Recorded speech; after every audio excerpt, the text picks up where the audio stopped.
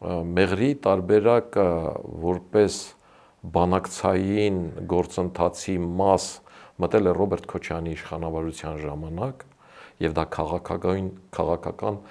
կոպտագույն սխալ է եղել, եթե չասեմ դավաճանություն,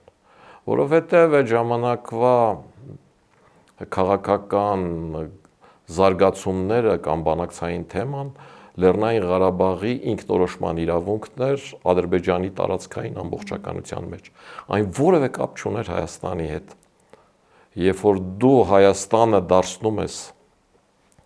այդ Լեռնային Ղարաբաղ Ադրբեջան բանավեճի մաս, դու դառնում ես արդեն տարածքային պահանջ ներկայացնող կողմ, որի պարագայում էլ քեզ աշխարհի որևէ երկիր չի օժանդակի, որտեղ տարածքային պահանջների պարագայում աշխարհը ընդհանուր պետության գաղափարի կողմնակիցն է եւ մերժում է։ Այս այն կոպտագույն սխալը, որը մեր երկրին լուրջ փորձությունների առաջ կանգնեցրեց, ինչպես հոկտեմբերի 27-ով, այնպես էլ այսօր։ Այսինքն Ռոբերտ Քոչարյանը մեղրի տարբերակը դարձրեց թեմա, որը կարելի է բանակցել, Հայաստանին դարձրեց Լեռնային Ղարաբաղ Ադրբեջան բանավեճի գործուն մաս եւ դրա տակից առ այսօր չենք կարողանում դուրս գալ։